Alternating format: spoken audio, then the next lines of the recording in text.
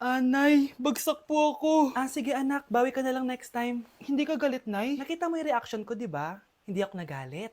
Hindi ako nagwala. Hindi ako nanira ng gamit. Very demure. Very mindful sa mararamdaman mo. Sige, Nay. Nay, gagala lang kami ng mga friends ko, sige anak, ingat ka, pinapayagan mo akong umalis, Nay? Di kita binawalan, di ba? Very demure, very mindful, very pinagkakatiwalaan kita at wag mong sirain ang tiwala ko sa'yo. Kaya umuwi ka na maaga, ha? Samahan niyo ako magpaligo kay Ravi. Tara, calm down, calm down. Ravi, say hi. Ayun, So alam niya na yung spot niya kung saan siya maliligo. Binabasa ko muna siya para kapag sinampo ko siya, mabula na. Kami, Roy. Ayan, ganyan lang siya. Like that. So guys, si Ravi lang yung dog na nagstay sa amin kasi yung previous namin dogs, yung isa poodle. Nay, eto na po yung pagkain ni tatay. Thank you anak. Pwede ba ako pumasok, Nay? Wag na muna anak. Baka ma-stress yung tatay niyo eh. Sana gumaling na si tatay. Ang tagal niya na kasing paralyzed eh. Sige, Nay. Alis na ako. Mahal, papakainin na kita ha. Naglutuan ka ni Scarlett. Nay, eto na po yung pagkain ni Ano yun, Nay? Ang baho. Ay, anak, mamaya mo na ibigay yan. Papaliguan ko muna yung tatay mo. Nagpupo na naman. Sige, Nay. Tao po, delivery po. Ano po yun? Kay Susan po. Importante daw po to. Si Nanay. Ako na lang po magbibigay sa kanya. Nay, may nagpapabigay po nito sa inyo.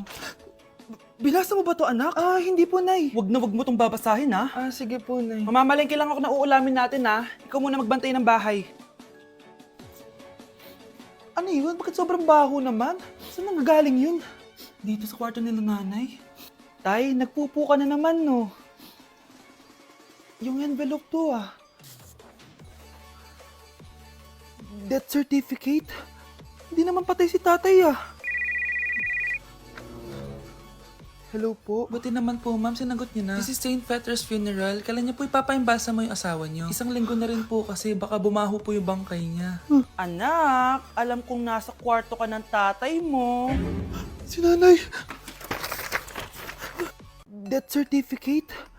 Hindi naman patay si tatay, Anak, alam kong nasa kwarto ka ng tatay mo. Si nanay. Anak! Nay, tawag niyo po ba ako? Wala. Kala ko nasa loob ka eh. Sige, Nay. Gagawan ko na po ng pagkain si tatay. Kailangan ko malaman ng totoo. Sorry, Nay. Kailangan kong gawin ito sa'yo. Nay, eto na po pala yung pagkain ni tatay. Ginawan din po pala kita. Buti naman naisip mo pa ako. Thank you, anak, ha. Welcome, Nay. Mahal, kain na tayo. Gumana yung plano ko.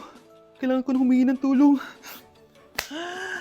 Ang galing mo din, Scarlett, no? Pero mas magaling ako. Nay, hindi ka nahimatay. Anong akala mo sa akin? Tanga?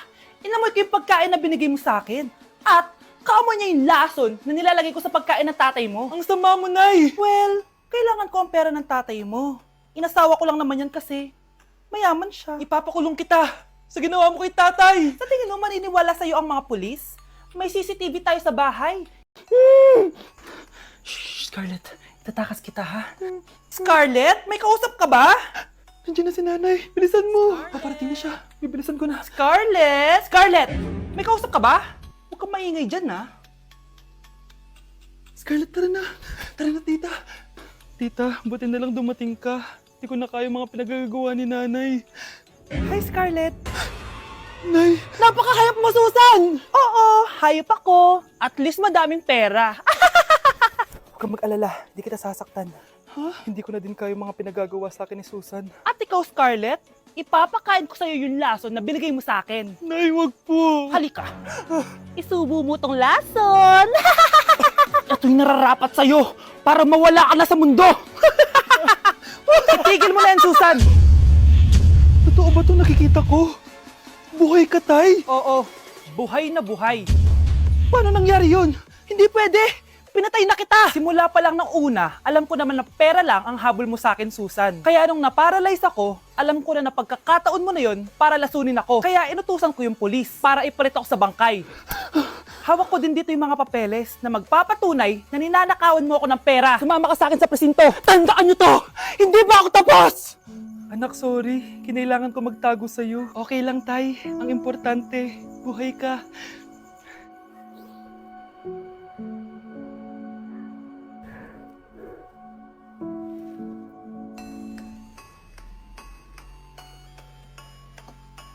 Mga anak! Aba! Tanghali na wala pa rin gising? Naku, sinasabi ko sa inyo, pag ako namatay, kawawa kayo! Ano ba yan? Umagang-umaga? Ang dami sinasabi ni nanay. Mga pinagkainan nyo kagabi, hindi kayo marunong magligpit. Ang tatanda nyo na, parang pa rin kayong mga bata. Kailangan gisingin natin pagluto. Grabe si nanay. Nauna pa magpagising kesa sa alarm clock ko. O Kyle, kakagising mo lang? Nay, hindi pa po ako natutulog. Ano? Diyos ko po! Nung kabataan namin, 7 p.m. pa lang, tulog na kami. Tapos, ang gising namin, 4 a.m. para pumasok sa school. Hulaan ko, Nay. Tumatawid pa kayo ng bundok tsaka ilog para mag-aral, no? Oo. Buti nga kayo may hatid sundo pa eh. Scarlett! Ayan na, magkikis na sila. Aba, parang anak ng mayaman na. Prinsesa ka? Nay naman eh, ang init-init eh. Hindi ako nagtatain ng pera. Delivery po. Anong delivery? Parang wala naman ako in-order, kuya. Nakasulat po dito, Susan. Kayo po ba yun, ma'am? Oo. Sige, baka nakalimutan ko lang. Nay, ano po yan? Cellphone? Di ba mahal to? Opo, Nay. Paano ka nakabili niyan? Siguro nanalo ng raffle si nanay. Nay? Oo, anak. Bakit? Nabalitaan niyo na ba, Nay? Uso yung mga scammer ngayon. Totoo ba? Grabe na talaga ngayon, anak. Sabi sa nakita ko, Nay, nang scam daw siya ng mamahaling cellphone gamit ang credit card ng ibang tao. At ito pa yung malala, Nay, nang scam daw din siya ng pera. Delivery po. May delivery ata, anak. Delivery po. Ikaw na naman, kuya. Susan po ulit, ma'am. Wala naman nga ako in-order. Wala akong magagawa dyan, ma'am. Sa'yo nakapangalan eh. Sige na po, una na ako. Ano na naman laman neto? Pera? Ito ba yung sinasabi ni Scarlett na galing sa scam? Huwag niyo ko ikulong! Hindi ako scammer! Itigil niyo na yan! Hindi si nanay ang scammer.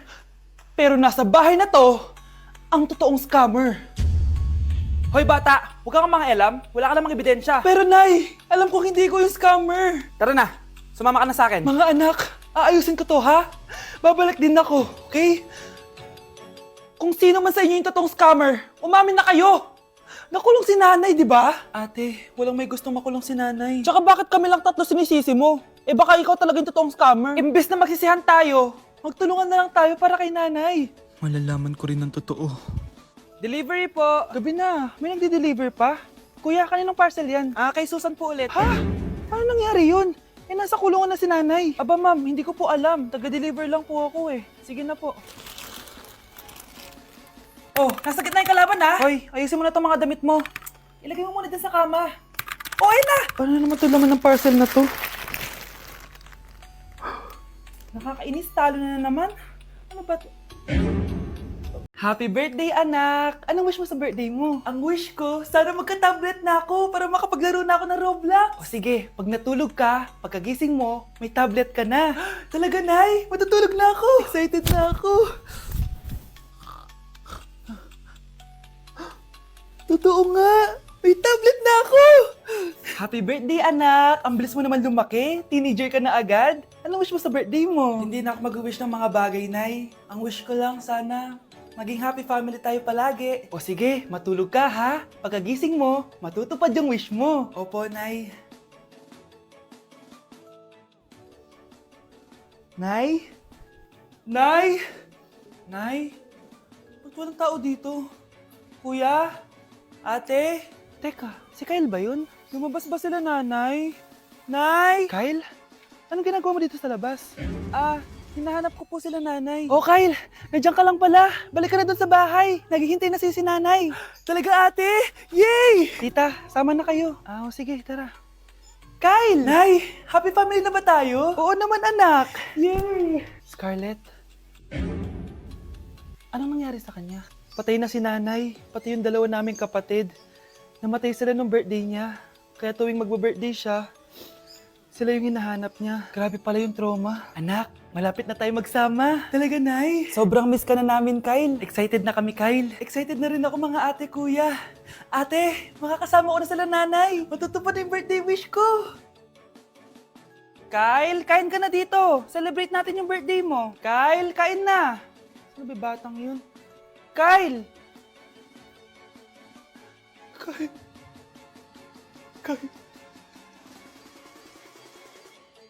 Ganda nito, oh. Sana maging successful yung pagbebenta ko ng damit noon, ha? Mahal, ang dami nating ibebenta mamaya. Manifest natin na makabenta kayo, Nay, para makaahon na tayo sa kahirapan. Hindi ako makapaniwalang nabili ko na yung pangarap kong tig 200,000 na relo. Wow, ang ganda niyan, Tay. Anak, tignan mo to binili sa akin ng tatay mo. Diba ang ganda? Hala, di ba mahal yan, Nay? Mas mahal pa to sa bahay ng kapitbahay natin, no? Magbebenta ulit kami mamaya para mas marami tayong pera. Anak, binilang kita ng kotse. Gamitin mo to pag pupunta ka ng school, ha? Ha? Tay, di ko naman po kailangan ng kotse. Kaya ko naman po mag-commute. Gumastos pa tuloy kayo. Dami mo naman sinasabi, anak. Sige na, puntahan mo na sa labas. Wow! May sarili na akong sasakyan. Wow, ang ganda naman ng bagong kotse mo, Scarlett. Ah, salamat po. Hindi ka ba nagtataka, Scarlett, kung bakit ang bilis niyong yumaman? Galing yun sa pagbebenta ng damit nila nanay. Hi, classmates! Namiss niyo ba ako? Oh, anong meron? Mag-review ka na rin, be. May long quiz daw. Excuse me? Hindi ko kailangan mag-review. Stock knowledge lang. Wow, stock knowledge. Spell mo nga. Watch and learn. Okay, class! Ready na ba kayo sa long quiz? Sana madali lang. Bago tayo magsimula sa exam, isa lang ang rule ko. Bawal mangopya. Are we clear? Opo, Yes ma'am. po. Okay. Okay, let's start. Get one whole sheet of paper. Ma'am, 1 whole po ba? Minus 10 ka na agad. Okay, class. Time's up. Pass your papers. Sana pumasa ako. Nakakalito yung bandang huli. Ano kaya magiging score ko nito? Eh, ikaw, Scarlett. Ako? Feel ko nga bagsak ako eh. Okay, class. Mag-a-announce na ako ng scores, okay? Hello, yun na. Cheska, 12/20. Munti ka lang bumagsak. Miguel, 14/20. Pwede na. At Scarlett, perfect! Wow, paano nagawa ni Scarlett yun? Grabe namang stock knowledge siya. Ma'am, may kodigo siya sa kuko niya, oh. Ha? Totoo ba? Scarlett, patingin ang kuko mo. Kaya pala perfect ka? Dapat bagsak na yan eh. Ang daya. Aba, bakit ako babagsak? Eh, ang number 1 rule lang naman ni ma'am ay bawal mangopya. May sinabi ba siyang bawal maglagay ng sagot sa kuko? Meron ba? Ba't parang kasalanan ko? May point si Scarlett. Pointless. Next time, kilalanin yung mga binabangga niyo, ha?